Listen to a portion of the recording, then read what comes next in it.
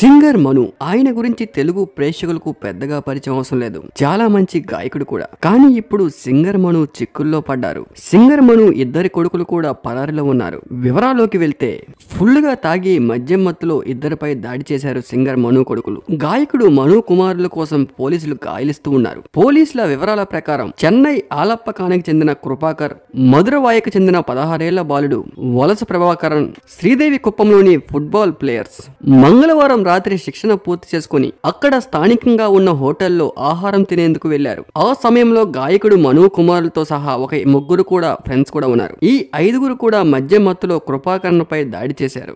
గాయపడ్డ కృపాకరన్ కీలకం ప్రభుత్వ ఆసుపత్రికి తరలించారు. అతని ఫిర్యాదు మేరకు వలస ప్రభాకరన్ పోలీసులు సింగర్ మను కొడుకుల కోసం గాలిస్తూ ఉన్నారు. గాయకుడు మను కుమారులు రఫీక్, సారిక్ వాళ్ళ స్నేహితులు ముగ్గురుపై కూడా కేసు నమోదు చేసి వాళ్ళ కోసం గాలిస్తూ ఉన్నారు. పరాయిలో ఉన్న మను ఇద్దరు కుమారులు మరో స్నేహితుడి కోసం గాలిస్తూ ఉన్నారు. మిగిలిన ఇద్దరు స్నేహితులను కూడా అరెస్ట్ చేశారు. మను కుమారులు మద్యం మత్తులో అసభ్యకరంగా మాట్లాడి వాళ్ళపై వీళ్లపై మాటలు పెరిగి ఒక్కసారిగా దాడి చేయడంతో తీవ్రంగా గాయపడ్డారు కృపాకరన్. ఇప్పుడు ఈ దాడికి పాల్పడ్డ వీడియో సోషల్ మీడియాలో బాగా వైరల్ అయింది.